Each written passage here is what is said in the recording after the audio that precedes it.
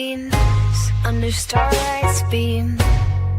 Heroes rise, in this night they gleam. Pages turning as fate intertwines. Saturday night, it rewinds. Spin tales poke the mind in that city's electric light. It's hard, heroes fight, every moment feels so right. Welcome to that weekend thrill, where stories fashion dreams at will. In this world we take a fight, Saturday night special guide and light. Wonders, heroes unite. Comics and anime and brain delight.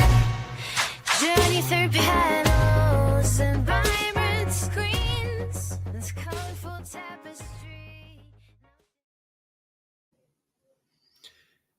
Okay, well, we're gonna skip right to it. We don't need an intro. Who needs an intro?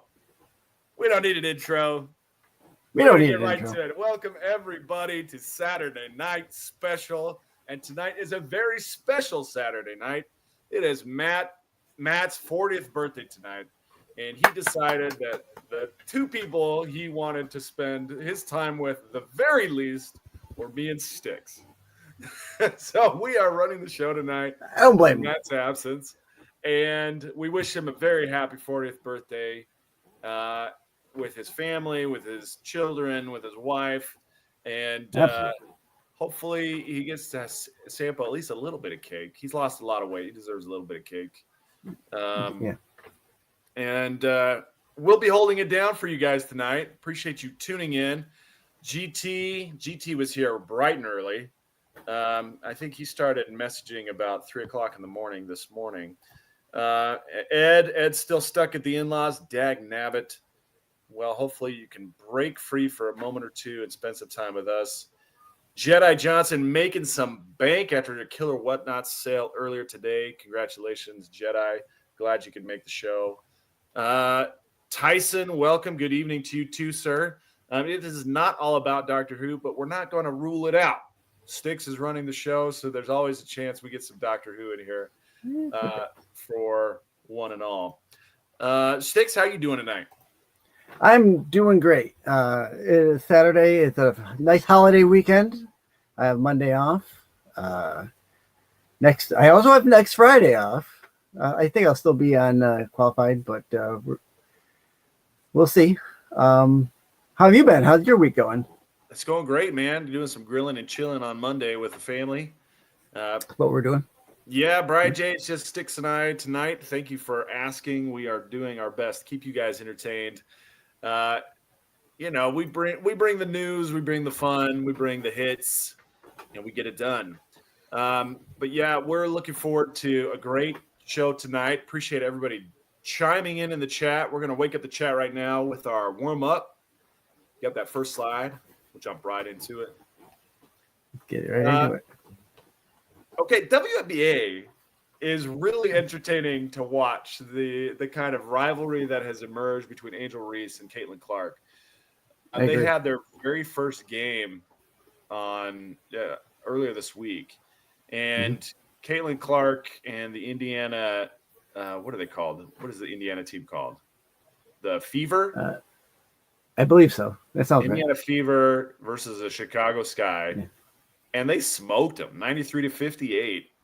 But the big controversy they had was Caitlin Clark intentionally fouled Angel Reese on a certain play, turned into a flagrant foul and then 2 technical fouls. And Caitlin Clark was like, you know what? I don't care. I'll take the foul in order to send Angel Reese to the free throw line. Angel Reese totally missed the free throw shot.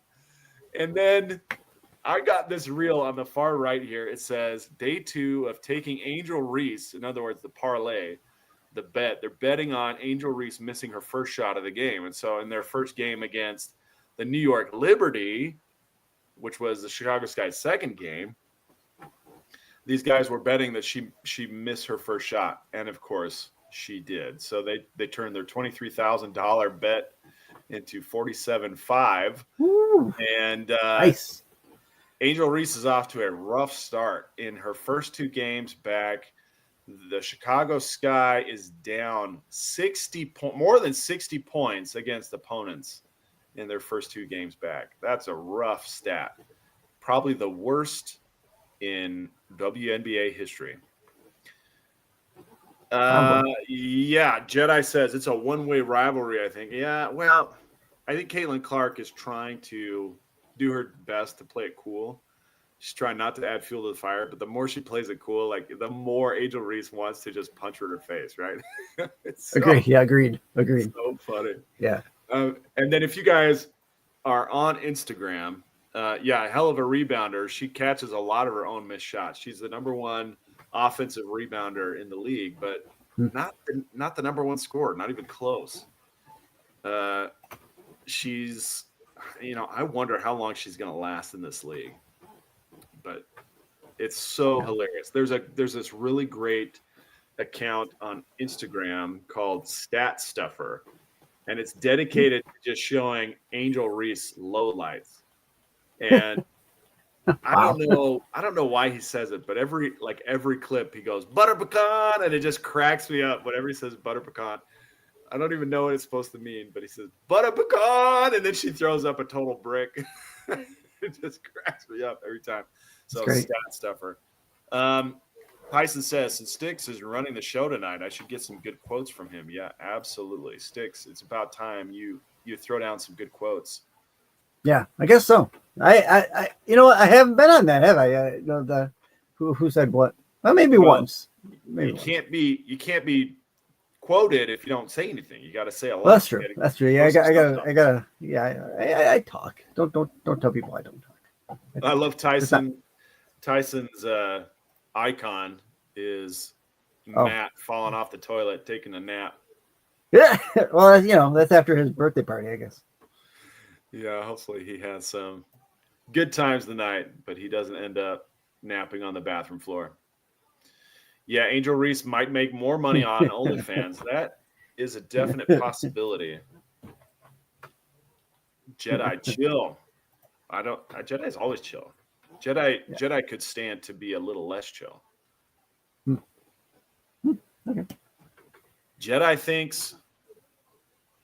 thinks that Angel Reese is hot, really hot for a tall girl.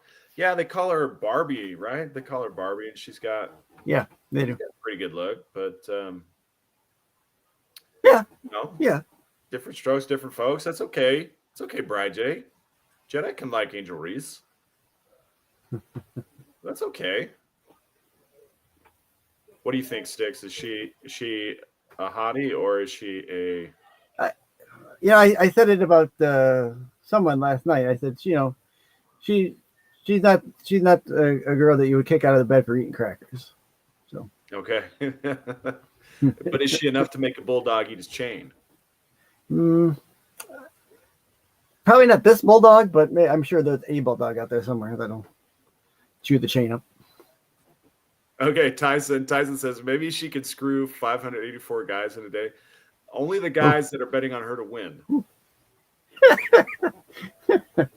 Yeah. Sarah says Jedi is like the Rolling Stones. He likes that brown sugar. Yeah, you bet he does. Nice. Hey, what's up, Carl? Thanks for tuning in. So if you guys are looking to parlay, you can get on and get some of that sweet anti-Angel Reese cash. Throw down some parlays, although the odds are going to get worse and worse for those. So you get less and less money. It's going to be a sure thing, but you'll win less and less. So if at a certain point, betting for her making that first shot is going to get some good money. No. You get some good odds on that. So you put down $1, good chance you get $10 back. Okay. So start to look for those bets. That'll be some fun. All right. Well, I'll just say this real quick. I know that I don't really do the parlays, but I know my son does now that he goes to the casino every once in a while. So he plays those kind of bets, like, who's gonna make the first shot or things like that. It's kind of what I call the Vegas vacation bets. It's like, who's Yeah, it's gonna like, have rock before scissors? yeah, it's like really little. You're betting on the littlest things. You're not betting on the Yeah. outcome of the game. You're betting that a certain small thing happens, and it kind of adds a lot of excitement to every detail of the game. Yep. So I think that's fun. I think it's really fun, and you can get those parlays. Sports betting has become such a huge thing at the casinos here. You don't necessarily need to have the sports betting apps or the sportsbook apps. You can do it at the casinos here if you want to do that. Yeah, they have one of those kiosks. Yeah. Yeah. But I heard a story of a guy who had put 20,000 separate bets on the same thing, and and the casino let him put in the bets, but then when he won, they canceled them all because they didn't like the way that he did it. Well, that's sucky because he had put in like $100,000 and he was set to win something like 850,000, and they canceled all his bets when he won. After he won, right? Yeah, that's a sore loser. Sore loser. They canceled it later, and that was kind of a bummer. Absolutely. There was another casino where he did the same thing, but they didn't cancel his bets. They said, "We'll pay it out, but you are banned. You're banned from playing here anymore." I thought that was okay. Well, at least they paid out. Jedi, I don't think he was hedging. I think he was doing the same bet over and over again. Like they have limits. They have individual parlay limits, and he was doing the same parlay over and over again. And so that's the part that rung him up, was he had done the same bet 20,000 times. And they didn't like that. Oh, I see. Yeah. All right. You want to get in some news? Sure. Let's see what we got here. Let's hit it. Do you want to hit the bumper? We have a little bumper. Yeah, we got a bumper here, don't we? Where is it here? Let's see if I can find it here. Here it is. Okay, I found it.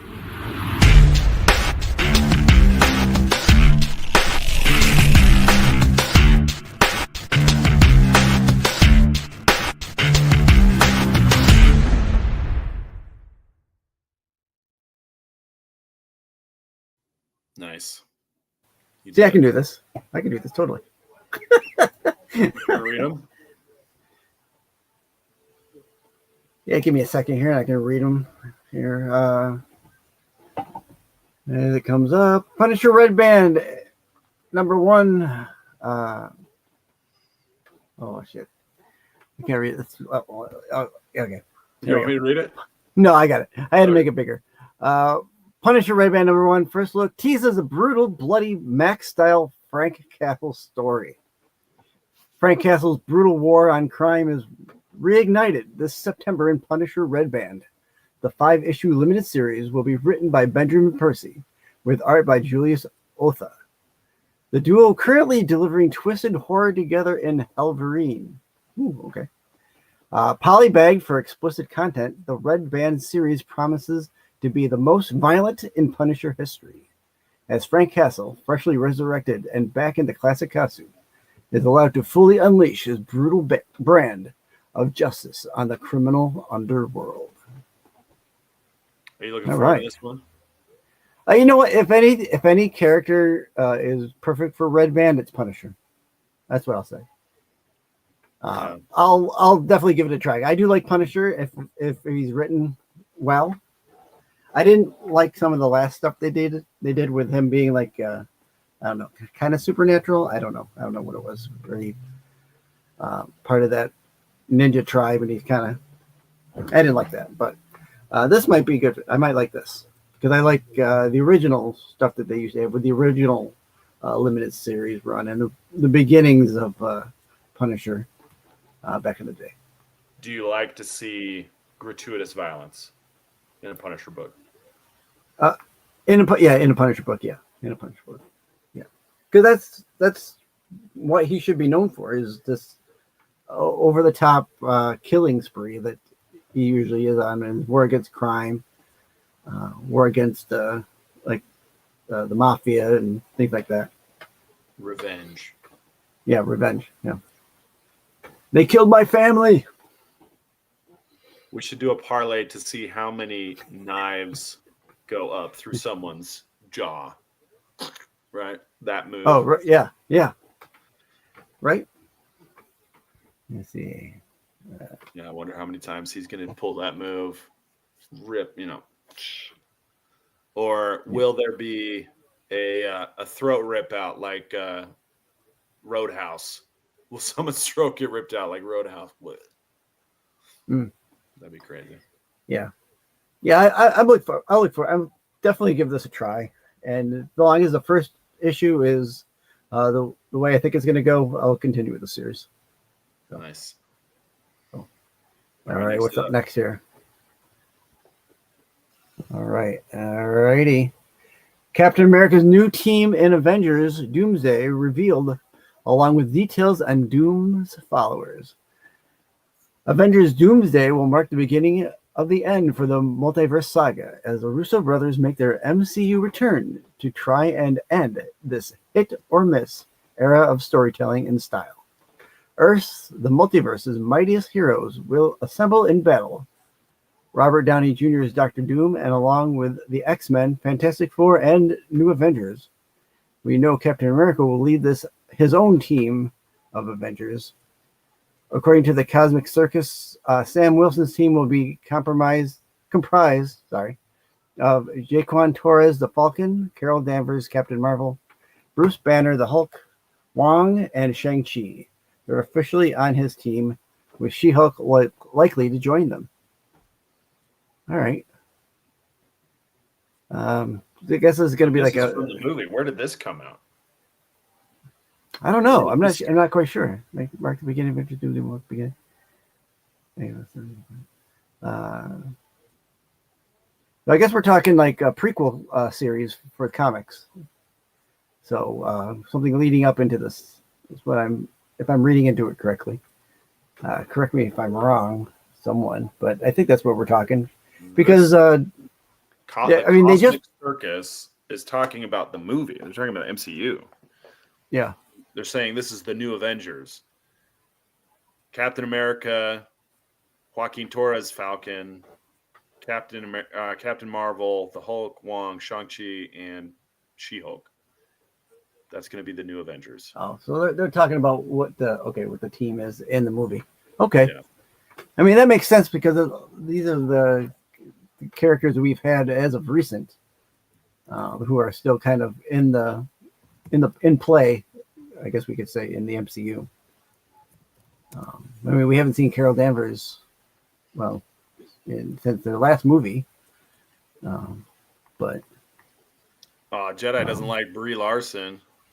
He's not a Brie Larson fan. No, he's not a Brie. No, right. I thought you were talking about cheese for a second there. I was gonna say either he doesn't like cheese or Brie Larson. He might not like me either. So, Brie. Yeah. S'il vous plaît. Well, I can't say I'm excited about any of this news. Marvel is they really put a grumpy in the bed for the last few years, and I'm not super excited about Ironheart. I still haven't seen Thunderbolts. I am planning on seeing it at some point, but just not real excited about it. Yeah, I mean, some of the movies have been a little Amber Heardish with the poo in the bed, but I mean, some of it's all right. I'm looking forward to Fantastic Four. Hopefully, that turns out to be a turning point and an upswing for them. And then we'll talk about later with Avengers, with Doomsday and Secret Wars. So I heard this story. Speaking about pooping the bed, I heard this story where this guy was going out drinking for his 21st birthday, and he didn't know anything about it, and so they were like, "Why don't?" Or his uncle was like, "Here's what you do: you need to coat your stomach so that you can withstand the alcohol." take 3 shots of olive oil before you go to the bar. And so he gets to the bar, and as soon as he gets to the bar, he shits his pants. He never got drunk because he couldn't even drink because he had to go home, change his clothes. Okay.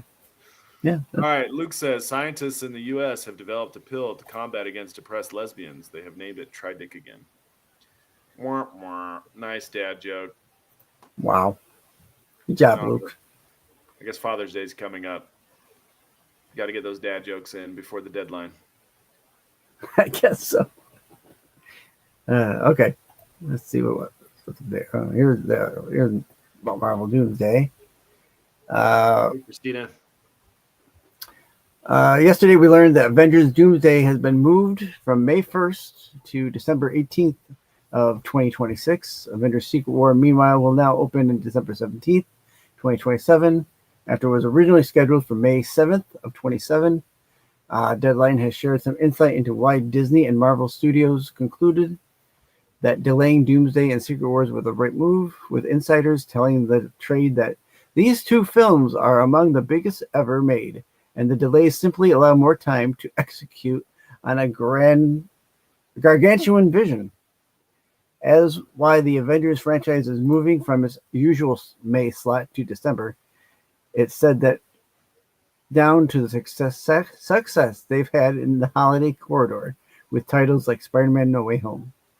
There's certainly something to be said for making Avengers Doomsday and Avengers Secret War holiday event movies, particularly as the Star Wars and Avatar franchises grossed billions worldwide over the holidays. Even DC's Aquaman was a $1 billion hit when it splashed down into theaters in 2018.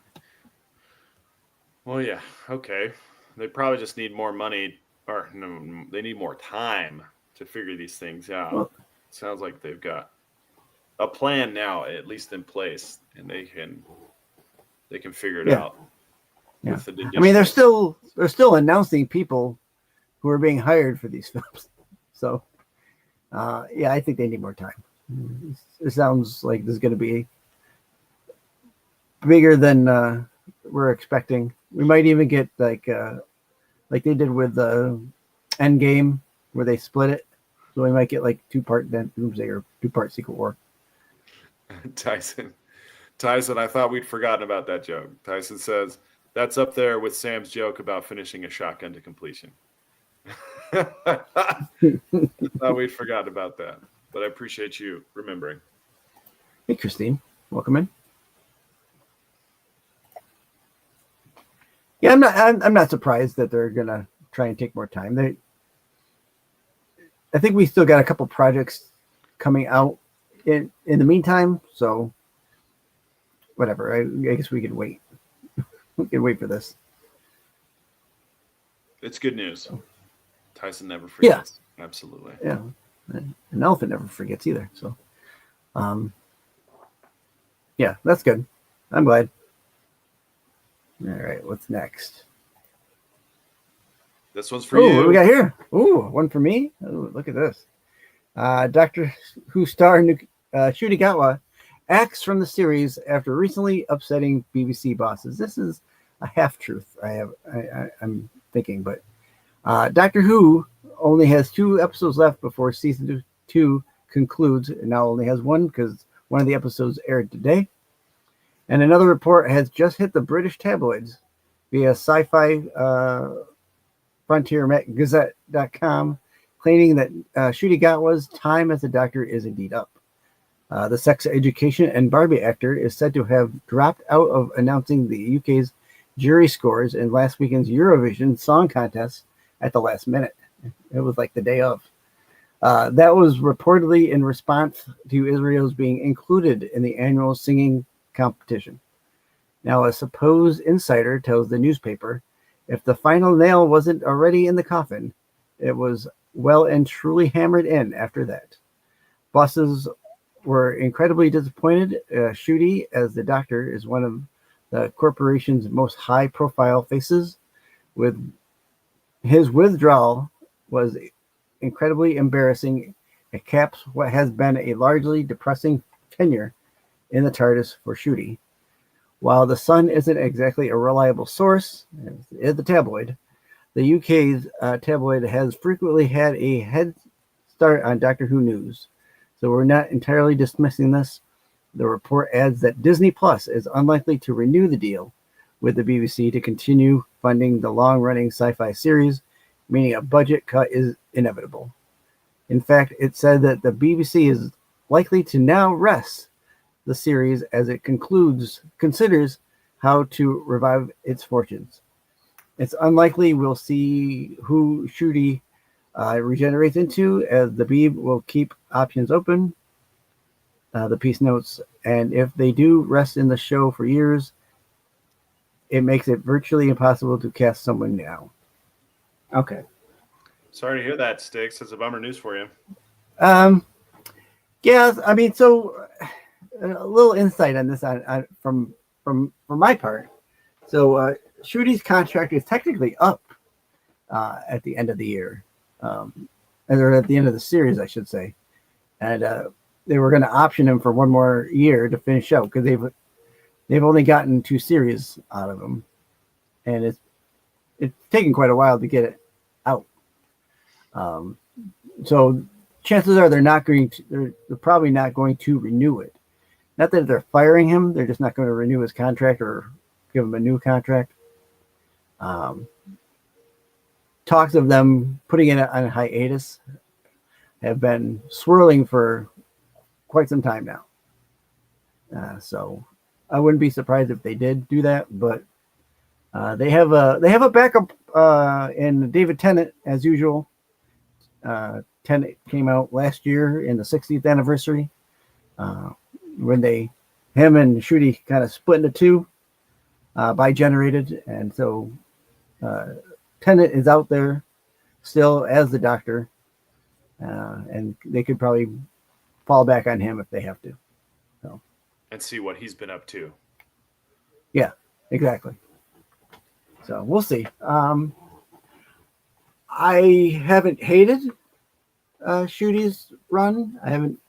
It hasn't been my favorite either, but I will tell you that the episode that I watched today was definitely not my favorite. It was definitely not my favorite. Was it a groaner? It was a head scratcher. I'll say that. It was like it started off like right in the middle of the story. So things were already happening when the episode started. And then it fills you in as the episode. It didn't even fill. We didn't even get filled in as the episode went. So we kind of had to act. Yep. Yeah. It started at one point. I mean, we kind of had to figure out along the way what was kind of going on. But even then, it was kind of open-ended. We didn't really get all of what was happening. So we'll see. Okay, that is a head scratcher. Yeah. Maybe instead of worrying about casting, they ought to worry about the writer's room. I agree. Yeah, will they have a different Doctor after these episodes? Unclear, Carl. I think these episodes that we have now, these were shot last year. So, go to the next one. Yeah, and then he liked the Goblin episode. That was the Goblin D's nuts. You set him up, Carl. You set him up. Yeah. The Goblin episode was pretty good.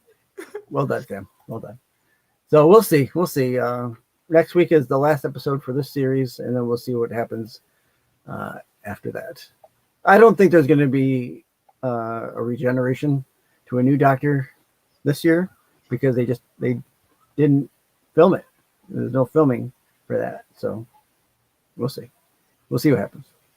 All right, let's see what's next. Where are we here? Right, looks like the end. Okay, let me bring up mine because I had a couple on mine just real quick. I gotta take that down. Okay. Did it PDF all of the blank slides? No, I did my own slides too. So you did your own. Yeah. Okay.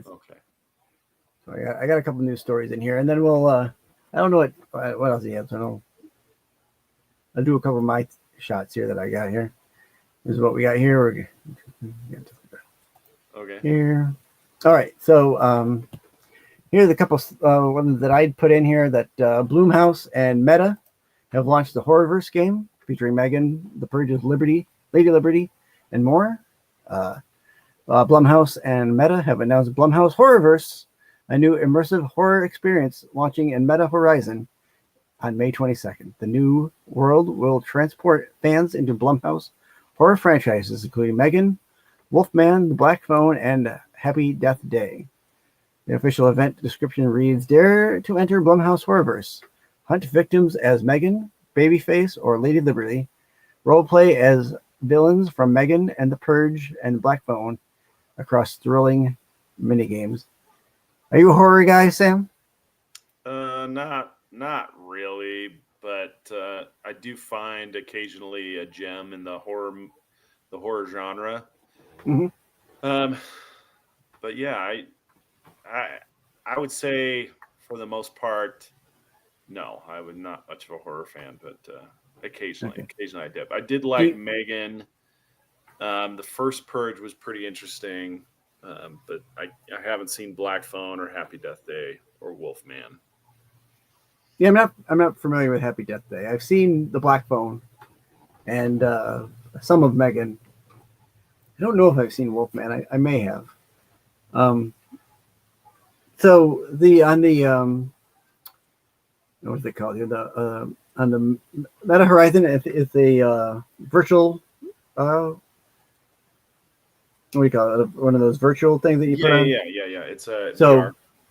So I think VR is really good with having like horror because you're locked into it, you know. You can't see behind you. You can't see behind you or beside you. You know, this is like you have to be really focused on that. So, yeah, horror. Whew, if you can't take horror, don't be playing these games because you're gonna be like that guy going to the bar. You're gonna shit your pants. So, shit my pants. Yeah, shit my pants. All right. This is a real quick one. HBO Max. Yeah, I'll sum this up. I'll make this one real quick. HBO Max is now was Max. Now it's back to HBO Max. So if you remember when they changed from HBO, they went to HBO Max and they shortened it to Max, citing that their tagline for Max was the place to go watch HBO. Well, 2 years later, they've gone back to HBO Max. They said, yeah, I mean, it's so stupid. It's, it's like they keep changing back and changing names and like they don't know what to do with themselves over there. Like, well, people really like the HBO name. I think we need to put that back. Yeah, no shit. Yeah. Shouldn't have left it. So. Did you know that the letters don't line up in the HBO logo? They don't line up. They're slightly off in the HBO logo. Oh, yeah. The H sits slightly higher than the B, and the top of the O and the top of the O goes above where the H is. So the letters don't line up. Yeah. I didn't design. I know you didn't, but I'm looking at it right now, and it doesn't fit. All right, we already talked about Avengers Doomsday. Your little comic one here. Marvel revealed Retrovision variants for July of 25. Marvel Comics revealed these series of Retrovision variants covers in July. Covers will pay homage to classic style and vibrant aesthetics from the Silver Age. The Retrovision variant covers hit stand just in time for the release of the Fantastic Four First Steps, film on July 25th, which introduces the Marvel's first family against the backdrop of a 1960s-inspired retro-futuristic world. These were the 5 that I really liked: the Venom, Captain America, Carnage, the Magic, and definitely that Storm. That Storm one is really nice. So, I know you're not a big comic book guy. I'm a little comic book guy. You're a little comic book guy. I'm only 3 feet tall. Are you looking forward to Fantastic Four if you're going to go see it? And yeah, I am looking forward to that one. Yeah. I think that one looks pretty good. Yeah. What do you think of these covers? I think they look great. Yeah. There are some that were nice, not as nice. I thought these ones were the nicest ones. The Carnage being that EC comics homage is really nice. So these might be ones I pick up for as a cover buy, because I'm not buying these comics, but as a cover buy I'd buy these. Especially that I like that Storm. That Storm is really nice. So Yeah, these look great. That Storm cover is good. I'm glad you brought that up. Yeah, and then I hope Marvel does amazing and Avengers first 12 issues in foil like they are doing. Yeah, I like the. Yeah, some of those foil ones look nice. No doubt. They pop. Tyson bringing up Pete unprompted. Pete's 3 feet tall. I know a little German. He's sitting right over there. All right. Think you did. I don't know if you had this one in your slides. Did you? No. Anime awards. You didn't? Okay, well, I'll talk about this one. I put that in for you, and I wasn't sure if you'd have it in there. Attack on Titan to receive first Global Impact Award at Crunchyroll Anime Awards. The 2025 Crunchyroll Anime Awards has selected popular anime Attack on Titan as the first recipient of its Global Impact Award, which it describes as celebrating visionary creators and groundbreaking works that have left an indelible mark on culture, history, and the hearts of audiences around the world. Attack on Titan is based on the manga of the same name, written and illustrated by creator Hajime Ishiyama. Attack on Titan, published by Kodansha, has sold more than 140 million volumes worldwide. How did I do on those names? That was great. Hajime Isayama and Kodansha. Yep, you did a good job. Attack on Titan is such a good series. It's an incredible series. There's not really a lot of things about it that you can be like, oh, well, they should have done this, they should have done that. It's actually really, really good. So I'm not surprised that it would be awarded with something like this. Yeah. It is. I just recently finished the series myself, and I was floored by it. I was like, wow, this is amazing. It was an incredible series. So yeah, well deserved. I've watched the first season of it. I haven't watched past the first season. I enjoyed it. I just haven't gotten back to it. It's very good. Yeah. There's a bunch of mysteries. Like the first season is mostly just the battle stuff. And then in the second season and third season, they start unraveling all the mysteries behind the Titans. And then in the fourth season, it's just ritual bloodletting. It's incredible. It's wild. Yeah. I'm sorry, Tyson. I do not have any news about the adult video news awards or whatever it is. And I'm pretty sure that's adult video something awards. Yeah, it's the porn industry awards. Yeah. Ed. Poor Ed. Don't care. Move on. Thanks, Ed. I got one in over on Ed there. Sorry, Ed. And I think I have one more. This was my Doctor Who throw in. David Tennant in an interview today at London Comic Con. David was asked about his role about getting like the Fantastic Four, and David said he when asked by a fan which superhero he would like to play at London Comic Con, the former Doctor Who star shared that was interested in playing Reed Richards, also known as Mr. Fantastic, in the upcoming Marvel tentpole, The Fantastic Four: First Steps. Although the role went to Pedro Pascal, Tennant had no hard feelings about missing out on the part. I'm not sure if I would have wanted Tennant as Mr. Fantastic. Been in the MCU. He was a villain. He was the Purple Man in Jessica Jones, the Jessica Jones series. So I mean, there is that. I mean, I'm thinking there was one other person that may have done two roles, but Chris Evans. Well, Chris Evans, not in MCU. He's been Johnny Storm in the Fantastic Four movies. Robert Downey Jr. Well, Robert Downey Jr. is now going to be Doctor Doom. So that's one of the top ones that comes to mind right now. So, I mean, Tennant's a great actor. Don't get me wrong. Not sure he's would be my pick for Mr. Fantastic though. I wouldn't have probably picked Pedro Pascal either, but I do like Pedro Pascal. We'll see how he does. I mean, it's all in the bag, so we'll see.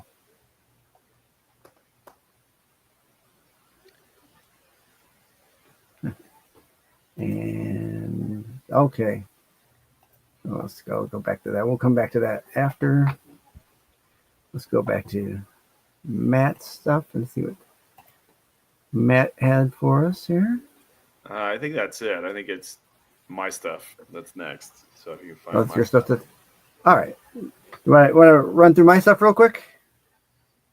You're in charge, man. I got. No I'm in charge. You're at the wheel. I have nothing. You got to say too, buddy. All right, we'll go in here. I don't have any bumpers. Don't worry about that. So I've got 3 stories. These are all Florida man stories. I got 3 of them here. I'm gonna have the chat pick which one we're gonna start with. I'll tell you that 2 are kind of funny, and one is a kind of a feel good story. So A, B, or C. 2 of these look like mug shots. A and B look like mug shots. C looks like yeah, C I couldn't find not really a mug shot, but I couldn't find a in-house shot of this guy. I had to go to his Facebook page to find it.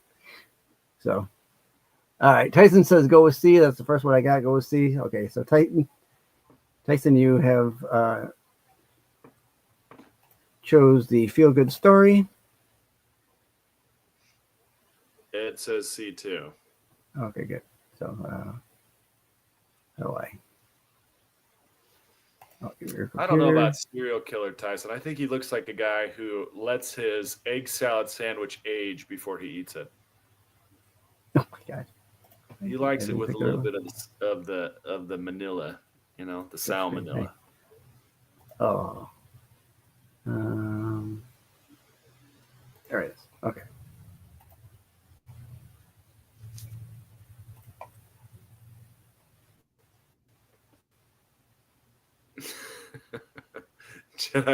Jedi says, I couldn't believe it when I learned that Styx was higher than Sam in the SNS hierarchy. What's in your history, Sam? The problem is I don't collect comic books, so they don't trust me with the channel keys.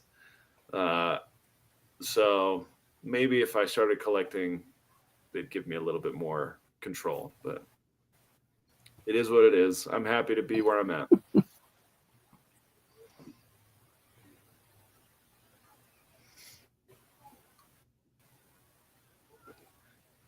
So Styx is gonna sign language the entire episode here of what's going on with this guy while we wait for it to load. Yep. Come on. It says it's showing. Why isn't it showing?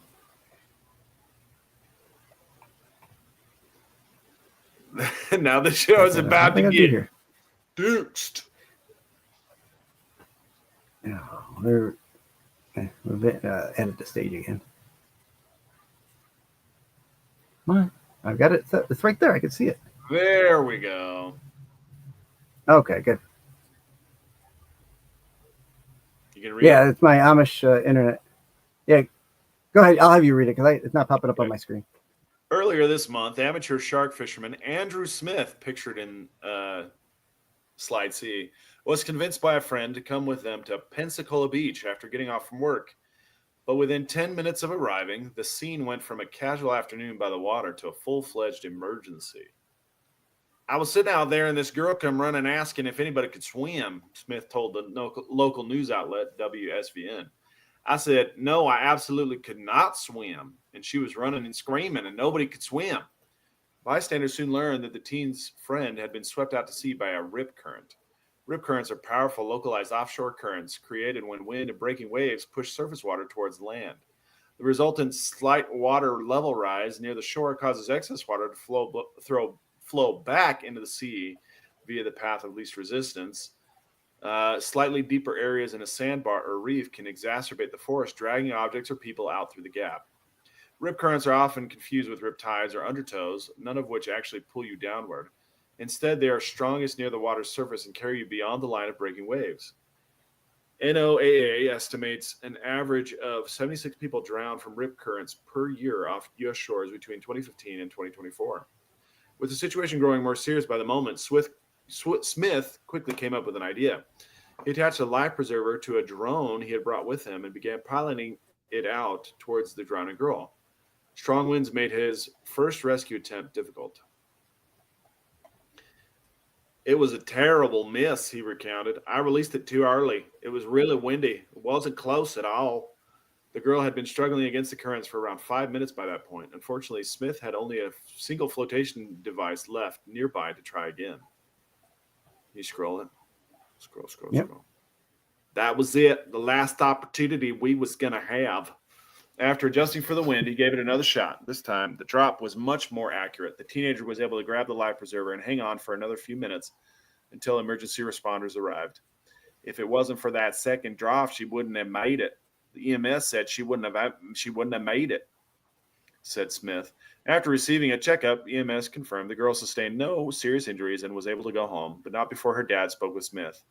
He talked to me for like 5 minutes, called me his guardian angel, and thanked me and stuff. It's pretty crazy. For anyone who finds himself stuck in a rip current without a prospect of a drone-assisted rescue, the best bet is to resist panicking or fighting against the water. Instead, experts recommend attempting to swim across the current, generally parallel to the shore. Rip currents usually aren't very wide, so it's often possible to paddle out of its pull this way. Another option may be to allow the current to pull you past the breaking waves. Rip currents dissipate from there, and then you can either begin swimming to shore or tread while waiting for a lifeguard or EMS responder to arrive. All right. Oh, really good. The guy saved the girl's life. So, hats off to Mr. Smith there. And that's the last good story you're going to get tonight, Ed. Yeah. Just became the 10th best show on Internet. All right. Let's say now we're off to A or B. Yeah, if it's showing now. Might as well hit A. Let's hit A. Okay. All right.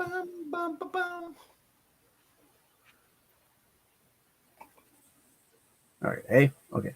A. Let's do it. Start at the beginning. Start at the very beginning.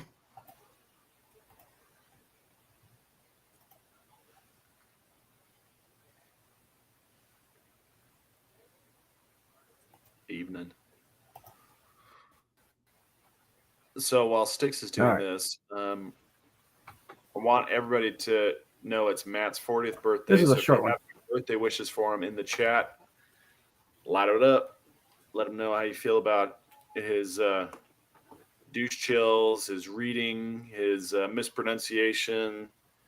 Give him some well-deserved razzing and also some well-deserved birthday wishes. All right, what you got? Is it showing? Maybe not. Show it. Hold on. I got to bring it up. Share it. Present. Freeze that. Okay, here we go. Add to stage. There we go. All right. It should come up here any second now. A Florida man faces felony charges after allegedly shooting his neighbor's pregnant cow 5 times for wandering onto his property, following through on a threat to kill any trespassing livestock. The incident has sparked outrage in a rural community where farm animals mean more than just business, per Fox News. Hung Trin, 54, of Fort Myers, was arrested on charges of animal cruelty and grand theft of a commercial farm animal following the incident on May 13th. Lee County deputies say they found the 2-year-old cow alive but seriously injured with gunshot wounds to the gut, chest, and rear leg. She was later euthanized. Oh, that's sad. And poor cow. Yeah, I've had plenty of news like around here where like people with their dogs run onto people's property, and for some reason people think that's okay to shoot these animals. just run up and shoot these animals because they're on their property. It's a dog, for God's sakes, or a cat, or or a cow. It's only wandering on your property. It's not breaking into your house to steal your wife's jewelry. So. Well, and Florida, then they shoot anything. And be the last one that I have.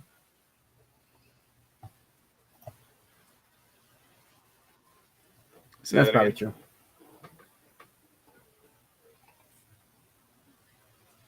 All right, Matt is so old. When he was that's probably true. I mean, I don't live in Florida, but good one, Jedi. All these Florida men. That's where all these Florida men are. We're talking over each other because of the lag. All right, you got B ready to go. What is Kyle doing?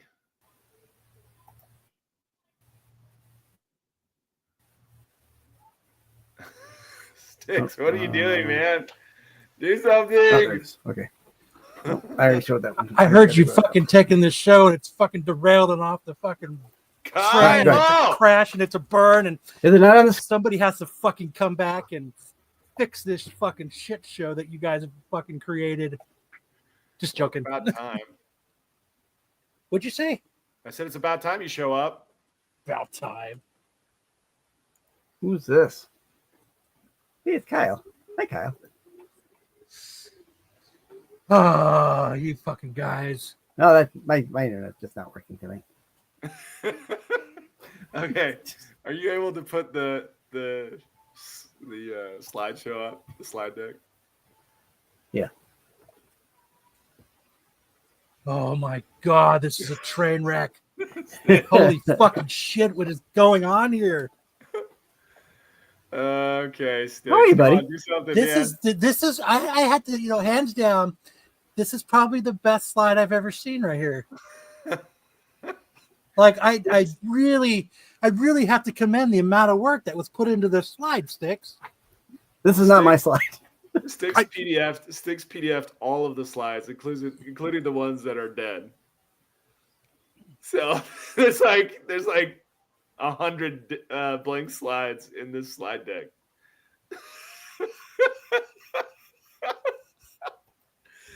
Oh man, this is fantastic.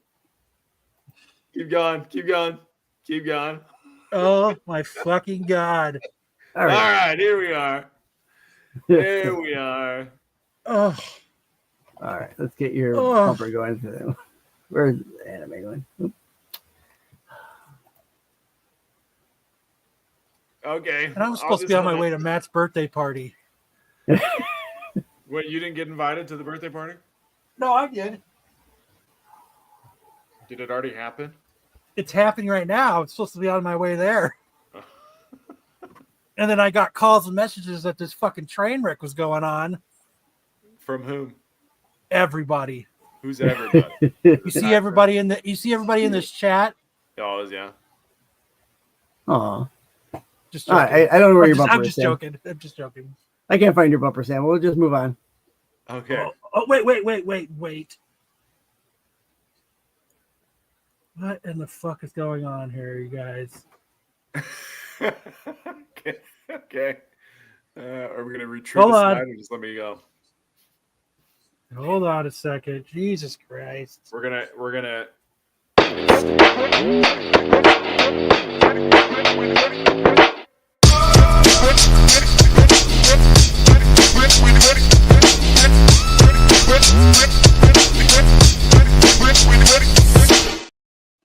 Is that better? Thank you.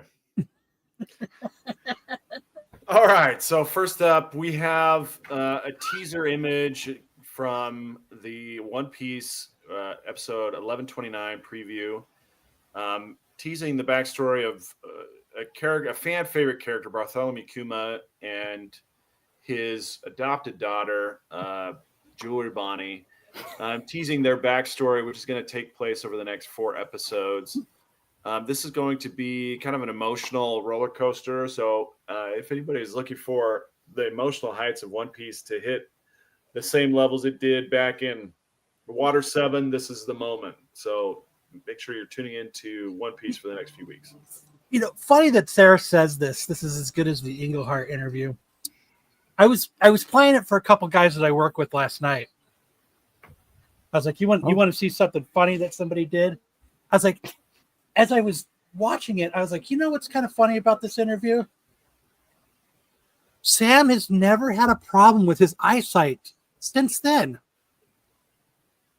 You're able to read again. You're able to read after that.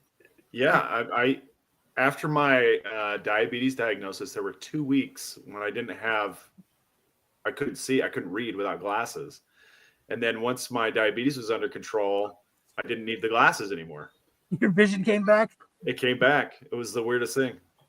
I was like, I swear he only lost his vision during that Engelhart interview. It's true. It was true. It's 2 weeks. 2 weeks I had really poor vision, really poor eyesight, and then it came back. Oh, man. My wife was so mad because she's had glasses her whole life. And she's like, you've had glasses for 2 weeks and you don't need them anymore? I hate you. I hate you so much. But now, I was playing that last night, and my coworkers got a kick out of it. Oh, good. It never gets old, Kyle. It never gets old. You know what? It really never does. It doesn't. Can you hit the next slide, Sticks? I can. No. All right. Also, for all of you fans of Elden Ring, it's going to get a new movie sometime, in the next 2-3 years, I guess. But they've announced Alex Garland is set to direct and write the film. And he wrote Ex Machina, Annihilation. Annihilation's a pretty creepy movie. I like that movie a lot, actually. And he wrote Civil War, which I don't think is that good of a movie. But he's kind of a horror sci-fi writer, and they're using him to write the Elden Ring movie. So this should be pretty fascinating. I played the game. I think it's a good game. I don't know. It's a great game. Yeah. So It's won a ton of awards. there's a lot in there to translate into a live action, though. So I wonder if they'll split it up. It's also going to be an A24 film, which A24 has the weirdest movies that there are. Yeah, but they've been pretty hot as far as movies go for horror, right? I mean, A24 they've done pretty well. They've done pretty well as far as horror goes. Yeah. But they are some of the weirdest movies. Like, what was that one? Him? Was it called Him? Where, like, all of the men were played by the same character.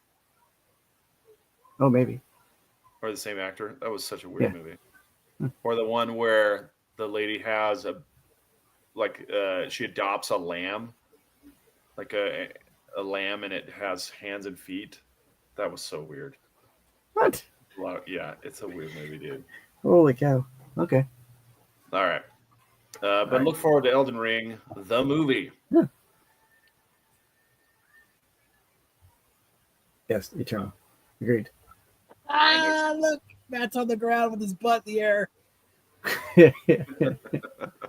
He's sleeping.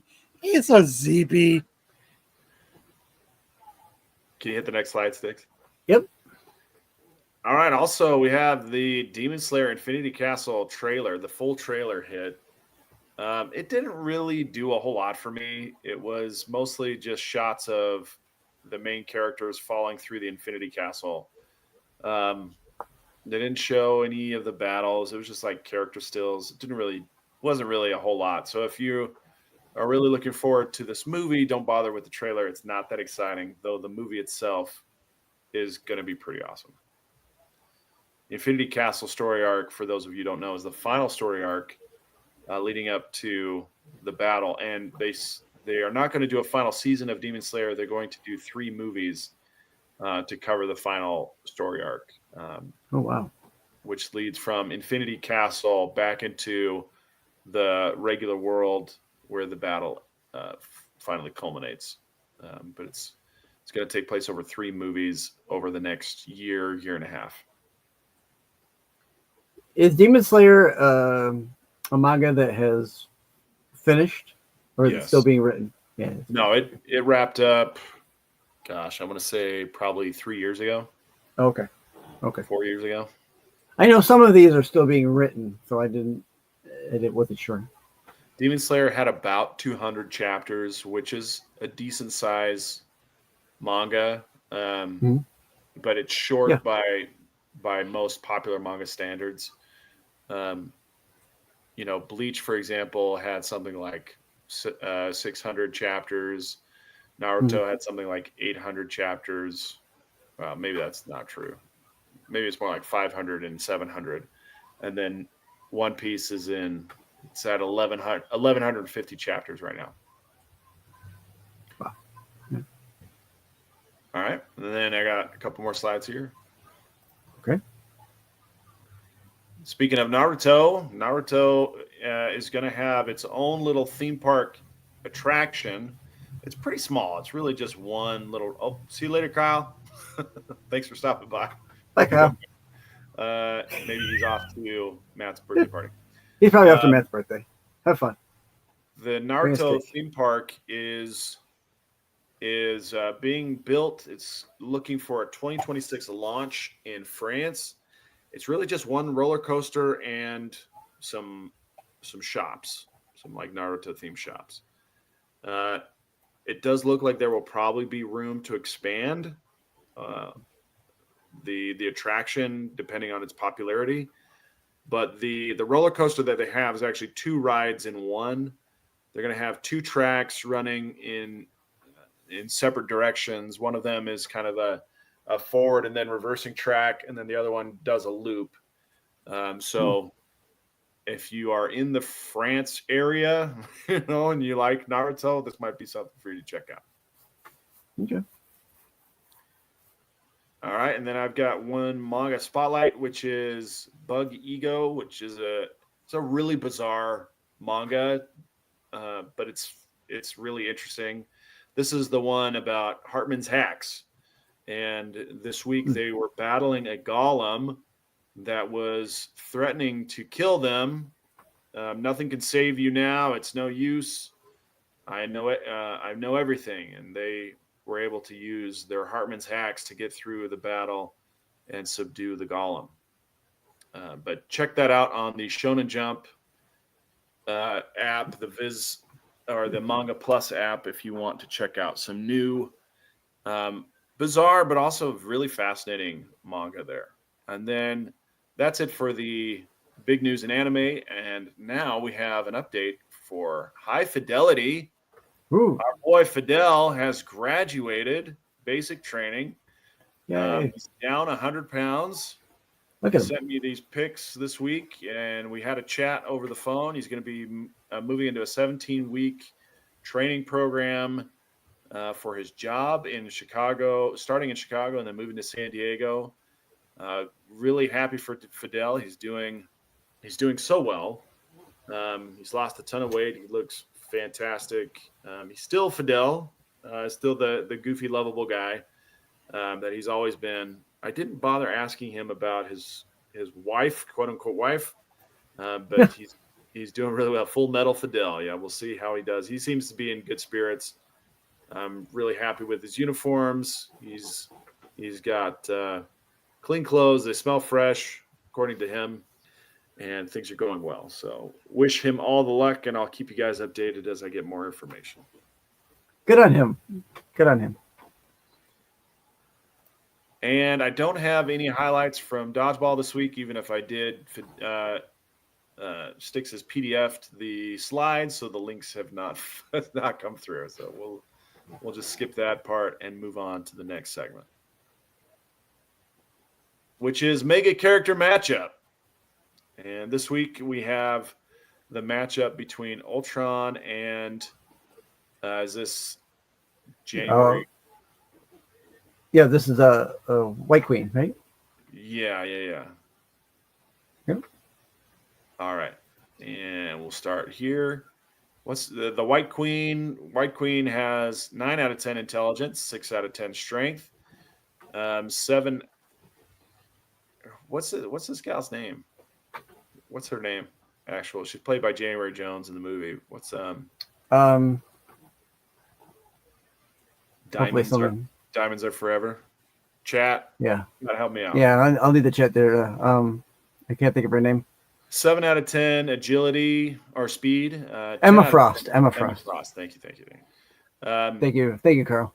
10 out of 10 durability. 3 out of 10 energy projection. She can throw snowballs. She has 7 out of 10 fighting skills, 10 out of 10 telepathy, 9 out of 10 mind control, 2 out of 10 healing factor, and 9 out of 10 overall power. Yes, Emma Frost has been done before, but here she is fighting against Ultron. Ultron, we know he's 9s and 10s all the way down, except for fighting skills or 8s. He's going to be very, very tough to beat. So let's see how Emma Frost stacks up against Ultron. Ultron, seeking to eradicate all organic life, sets his sights on mutant kind, targeting the X-Men's headquarters.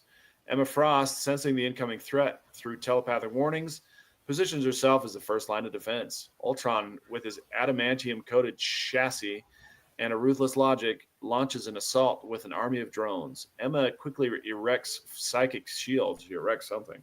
Disorienting Ultron's minions and turning some against their master. But Ultron, immune to telepathic control due to his synthetic mind, adapts, scrambling his signal to prevent mind intrusion. Realizing her telepathy won't work on the AI overlord, Emma shifts into her diamond form, rendering herself immune to mental attacks, but sacrificing her psychic abilities. The two trade brutal blows. Emma's unyielding form withstands massive energy blasts while she counters with raw strength, shattering several drones with sheer power. Just as Ultron prepares a supercharged plasma beam to finish her off, Emma cleverly reverts to her human state for a split second. Detecting a gap in Ultron's cybernetic consciousness, exploiting a flaw in his logic, she sends a powerful psychic pulse directly into his programming, forcing him into a temporary system failure. Despite Emma's brilliance and adaptability, Ultron has the edge in sheer durability and firepower. Emma might cripple him momentarily, but Ultron always rebuilds and evolves. In a prolonged fight, Ultron wins, but Emma Frost would certainly make him work for it. So, who's the winner? Sounded like Emma Frost won this one. Sounded like it. But in the end, it gave it the AI favored Ultron. It's like, hey, Emma Frost won. She beat the logic. But Ultron actually wins every time. I think they're AI favoritism going on. Yeah. Their out is where they kind of say he overcomes everything. So yeah. All right. Sorry. Wait, we got to pick someone to do the next one. Let's do the chat. Let the chat pick who they want to fight Ultron. Oh, okay. Just pick anybody you like. We've got to find somebody who can unseat Ultron. I'm gonna say Saitama. Saitama from One Punch Man. Okay. That's my pick. Skynet. Dungeon Crawler Carl says Skynet. Tyson says Short Pump Marco. The Goon Master Marco. He'll blind Ultron with his V. With his deep cut V.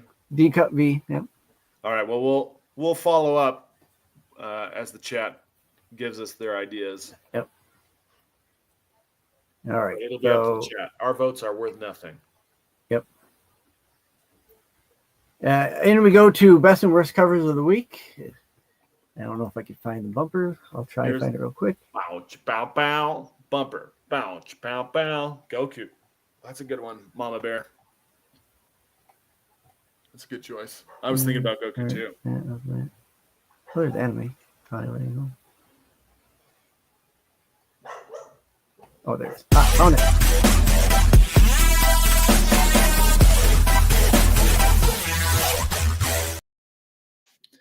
Like the icons show up so small in that bumper. They're like that's big. Yeah. They're so small. So in honor of that, I'll show one of the little videos I posted into here. I'm technically not an educated person.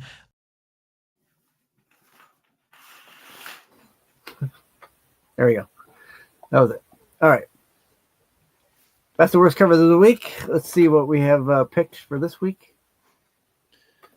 All right. So first up, in the worst, we have Absolute Wonder Woman number 8, the 1 in 25 Meredith McLaren cardstock cover. Yeah. She looks awful surprised. I was gonna say she looks like she probably just finished an 8-ball or something. Yeah, something Yeah. is waking her Surprised up her. in that moment. Someone touched her where she didn't think she was supposed to be touched. Yeah, she seems very concerned. Yeah, agreed. Yeah, not very good. Yeah, Tyson says this is horrible. I agree. All right, Maybe next. it makes more sense in context. Maybe.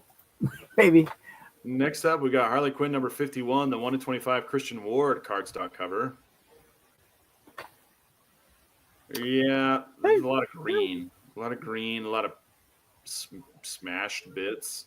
I do like out of focus bits in the foreground, but Harley isn't too bad. I mean, yeah, her face looks more.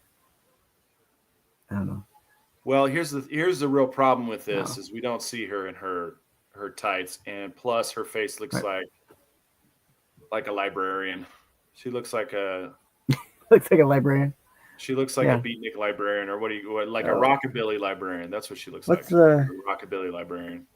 She looks like the girl from Big Bang Theory, the small blonde girl. Yeah, the blonde chick. Yeah. Wallowitz. She kind of looks like to me. Yeah. Yeah, not my favorite. Nope. All right, up next.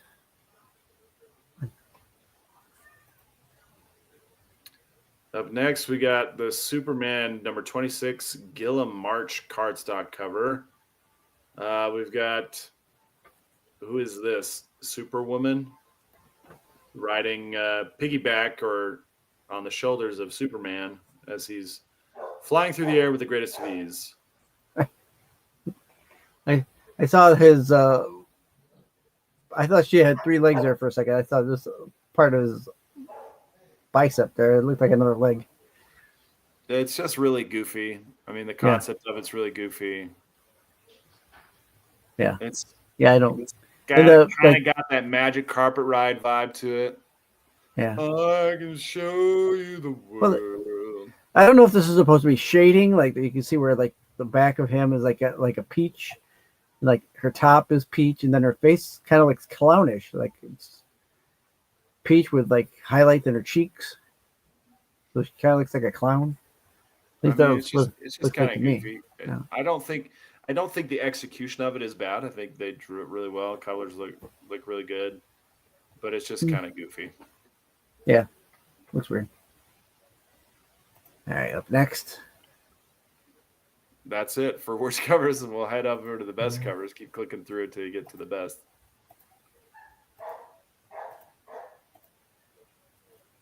Keep going.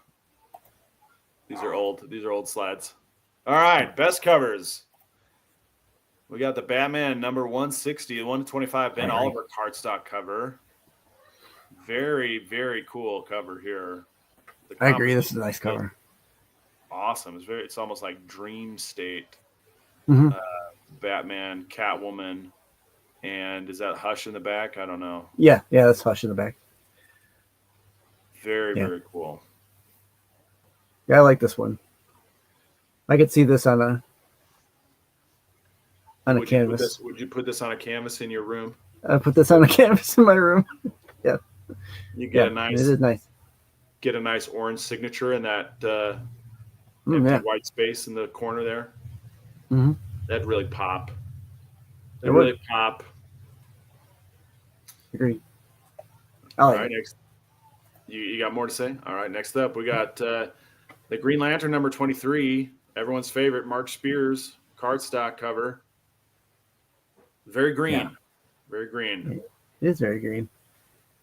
I will say that the green light emanations in the background are not parallel with Hal Jordan's ring here. Oh Little yeah, there's a details, little offset. details there, Mark. I like it. I think his last Green Lantern cover was really good too. So I'm not surprised that this one is just as good. So That's very yeah, cool. Mark has some good covers, so I'm not gonna slight him. And Hal's got a really nice head of hair. If you head back for just 1 second, he's got a really nice head of hair there. Oh yeah, he got a nice A little. guy plot like me there. can be really jealous about that kind of thing. I'm sure at one point, Sam, you had a great head of hair too. I had a conversation with my son the other day. He's like, why didn't you marry someone taller so I could be really tall? And I was like, well, son, I was more worried about my hairline. I married someone who wasn't going to give me bald kids. He's like, oh, okay, fair. Yep. Nice. All right. Peacemaker presents the Vigilante and Eagle-Eye double feature number 3, David Nakayama cardstock cover. You gotta love the bird shit on the armor there. Yep. Eagle-Eye's got a great pair of shades. Yeah, he's rocking the shades. Yeah, I like it. I mean, the humor is there. The detail is on point. It is looking really, really good. Yeah.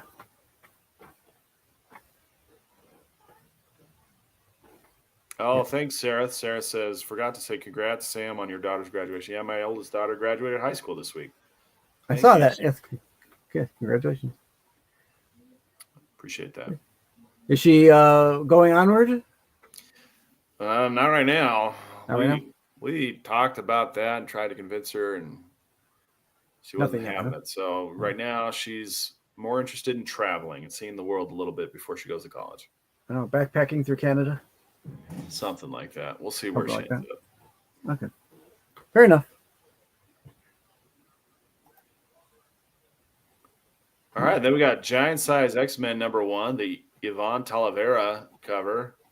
Storm looking thick and juicy, like a quarter pounder with cheese. This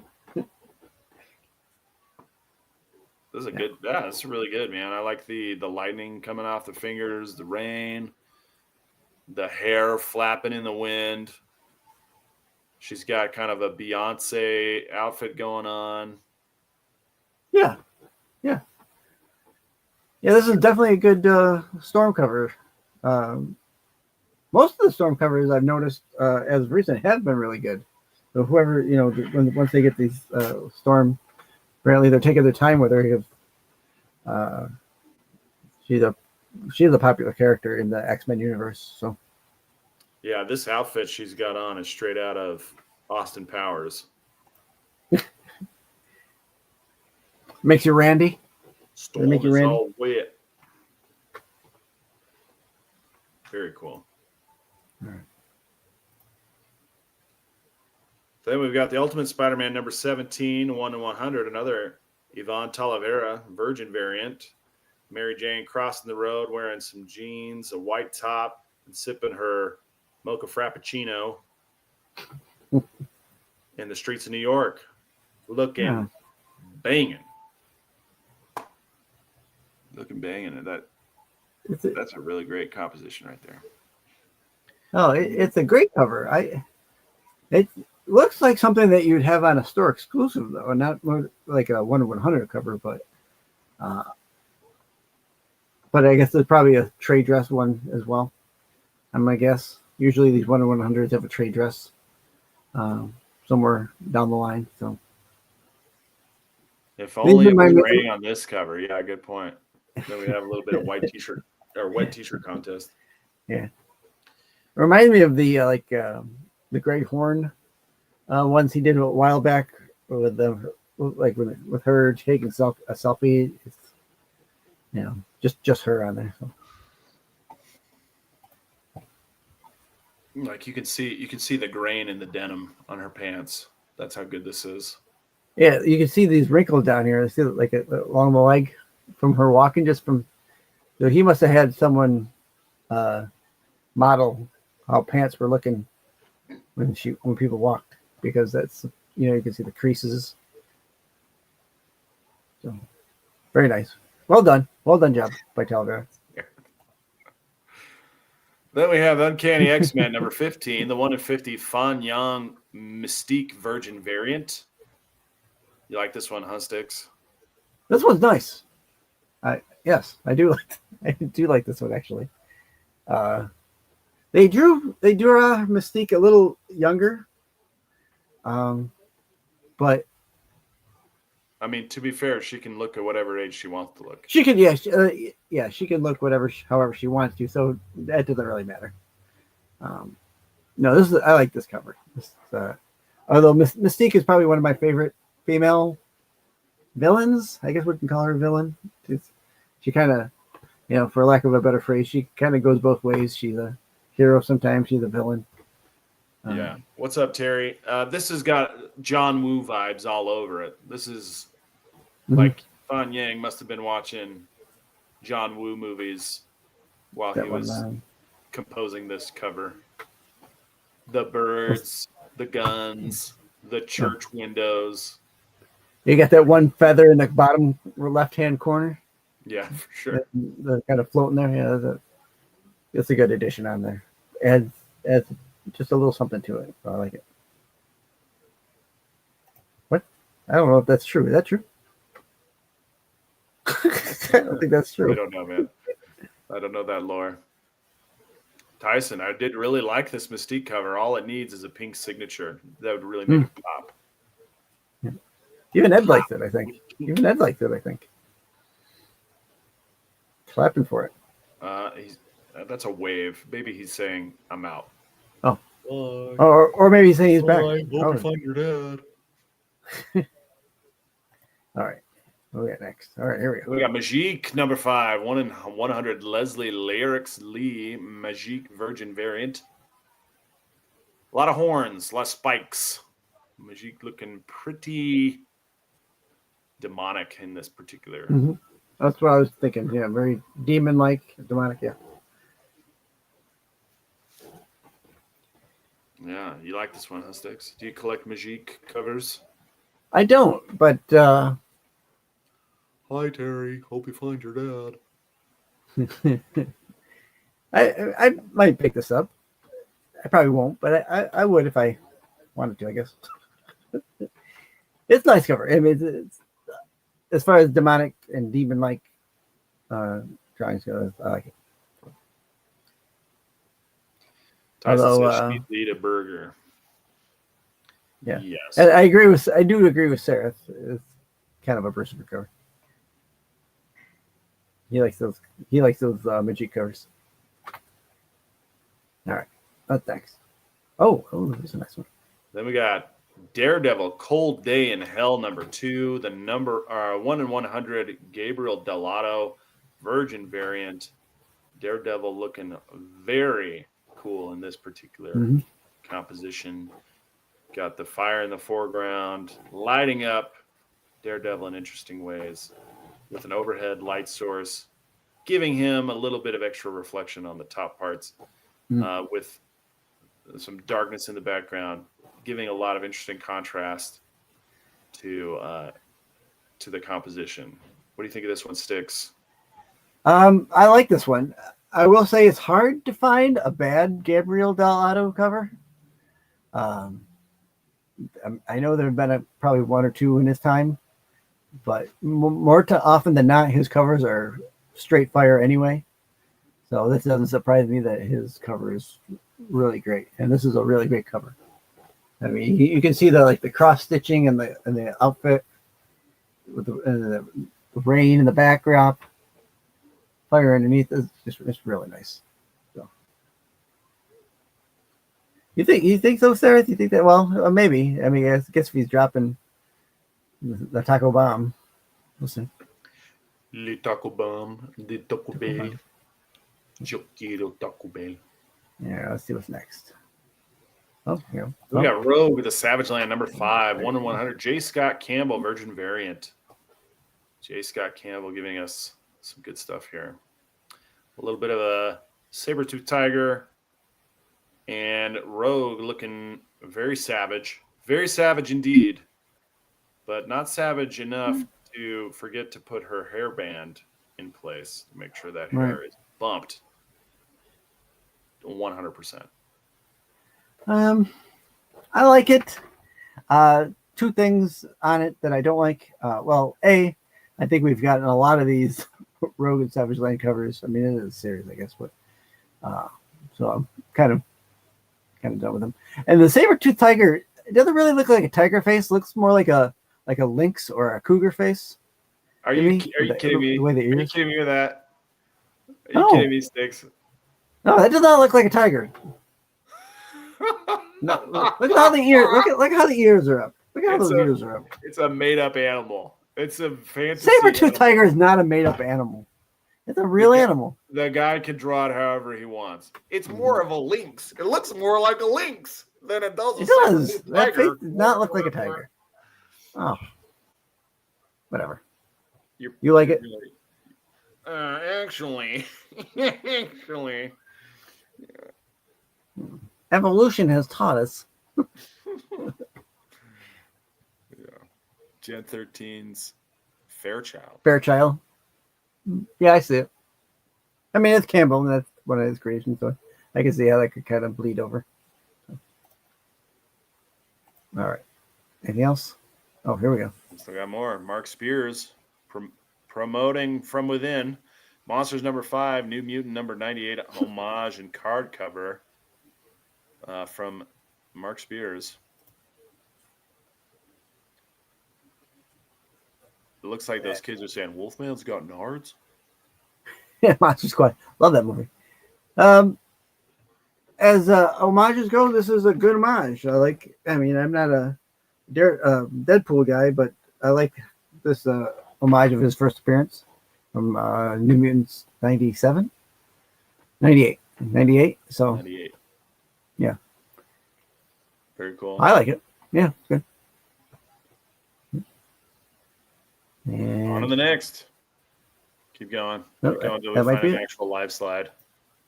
all right, let's see what we got. Keep going. Keep going. Keep going. Keep going. Keep clicking, bro. Keep going. Come on. Don't stop, Sticks.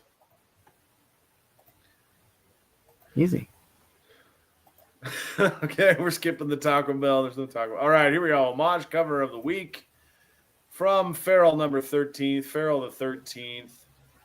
Cover B, Nice. Tony Fleek's variant. Friday the 13th. Hmm. Obviously, the connection is there. Yeah. They've got cat faces making up the hockey mask, looking very cool.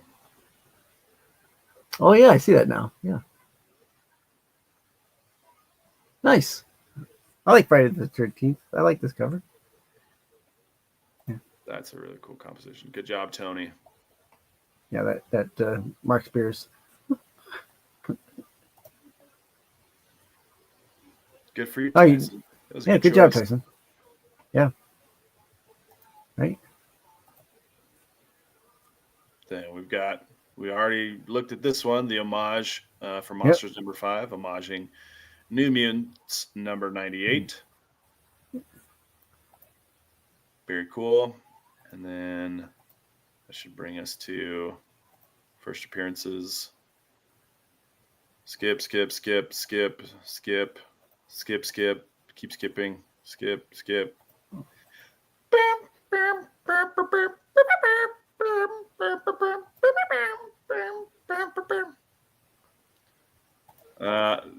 This is old. That old? Yeah, this is old. Keep Okay. going.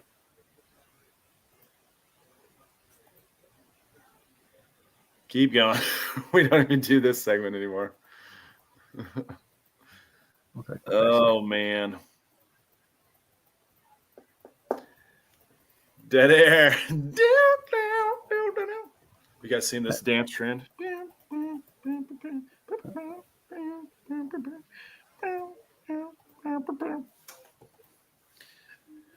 Look, Kyle and Matt left us by ourselves. All right, here we go. First appearances of the week. All right, whoa. We got one slate of first appearances. Go back. I hit too much. Never mind. First appearances of the week. I hit that button way too many times, I guess. Who's Kyle? Man, nobody knows. Do.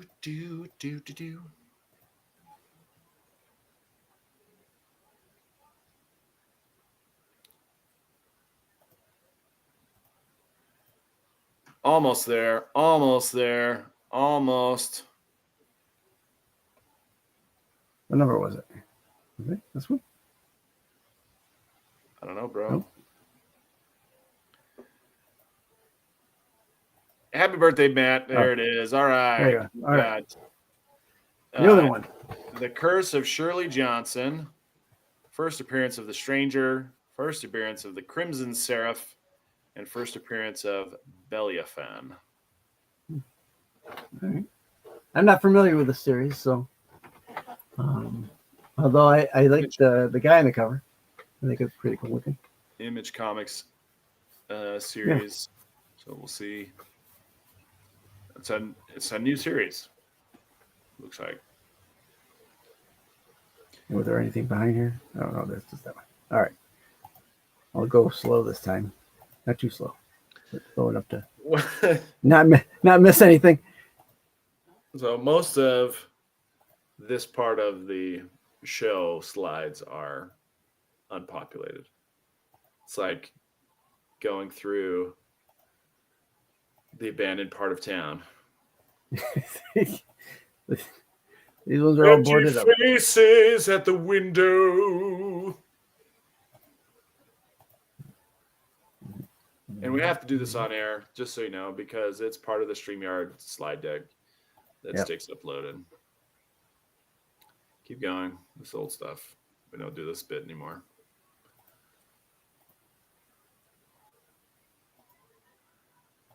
Sticks is definitely sabotaging the show to get more subs on his channel, Slide Dog. I think we already looked at that one long ago, so this is not new. I'll clean up this deck. This is definitely an old bit.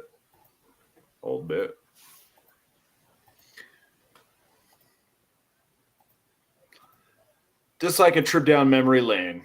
Just staring at empty faces, empty windows. All these old bits. Okay. Bumped from the qualified edition trivia. Comic Theater. We read that one. Is this something you added? No, this is old. No, it's 4th of July.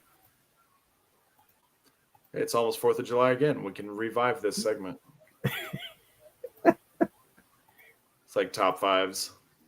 Yeah. There, go back to that one. Happy birthday, Matt. Happy birthday, Matt. All right. Hey, this is a segment we actually do. All right, there we go. Unfortunately, since Sticks did not use the PowerPoint, I'm going to have to look up the lyrics on my own. So the first song that is up is Time of My Life, or Time of Your Life. Pitbull and Neo.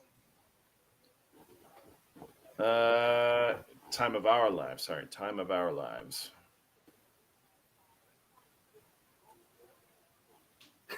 It's a text. All right. Here we go. I knew the rent was going to be late about a week ago.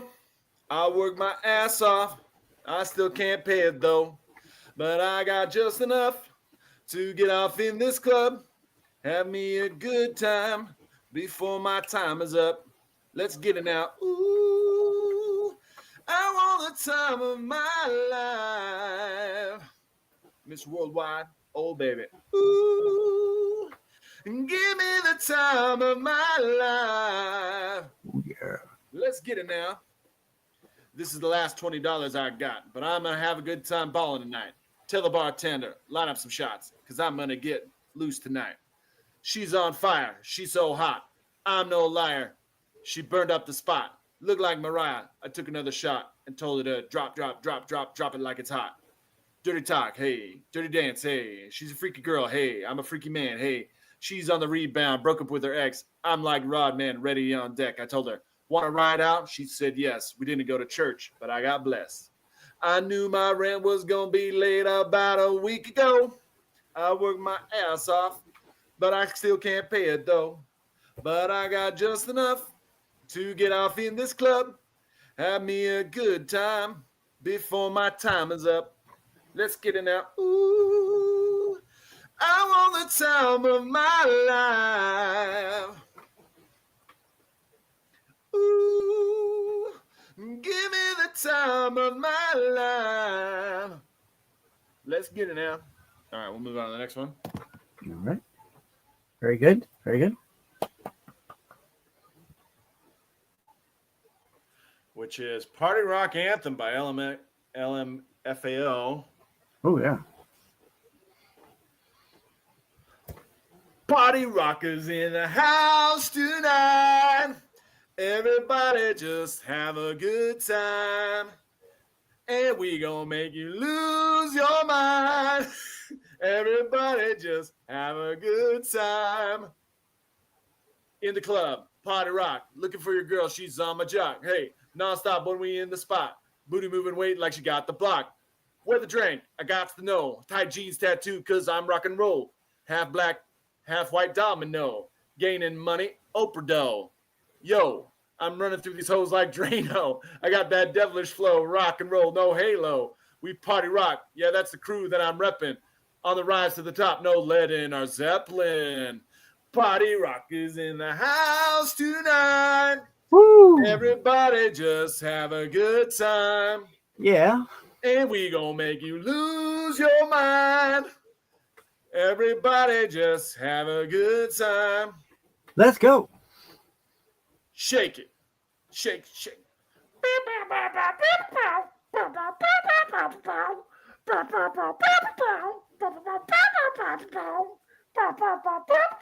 Every day I'm shoveling.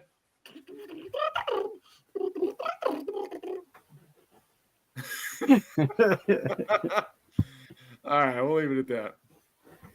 All right, nice. Good job, Sam. Happy birthday, Matt.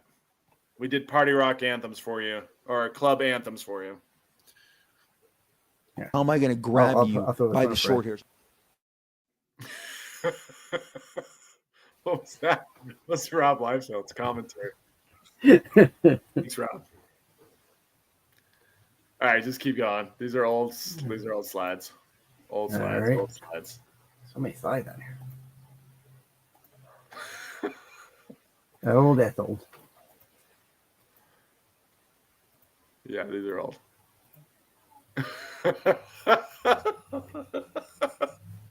Sticks. This is hilarious. Keep going. Keep going. I think that's it. That's all the slides you had? Yeah, that's 200 slides. Is that the max that it'll do? That's where I ended up at. All right. Well, let's call it a night. We'll save the Craigslist ads for next time. Hey, thanks everybody for sticking with us through the last 100 minutes. Make sure that you tune in tomorrow for the Dark Side Boys, and then tell me all the shows that are on this channel again. Sticks. So tomorrow night, Dark Side Crew will be talking Star Wars, 9:15ish p.m. Tomorrow over on the Renovision channel. Monday will be Pete will be dropping a video for the Monday watch list for Wednesday, or the Wednesday watch list. Tuesday, he'll be dropping. Pete will be dropping his shorts over on a Tuesday video. Wednesday night, 9 p.m. or 9:15ish, will be the tax show with Pete, Marco, and Dub. Thursday is I think like either Dollar Bin Digging or another new video that Pete drops. Friday night back over at the Qualified, 9:30 after the 9 o'clock top 10 show, and then right back here on Saturday night where Matt will be back. Also, Hopefully. Matt's got his wrestling. You guys do the wrestling show on Absolute Geek. Yep. Right? Yep. Thursday nights, we do over in Absolute Geek, we do the Off the Mat where me, Matt, and Dom talk wrestling from the week prior. And what about your channel? And over on my channel, thank you, Sam. Over on my channel, me, Joe, Jedi, sometimes Bruce, and Mama Bear. We watch old episodes of Doctor Who, and then review them afterwards. We do a little watch along every Tuesday night at 9 p.m. That's pretty much the week that is for Renovision, Absolute Geek, and Awesome. 6473. All right, you want to take us out? Yeah, let's end it. Thanks everyone for joining. Listen, I will ask everyone here in the chat tonight to please take a moment to send Matt a happy birthday wish.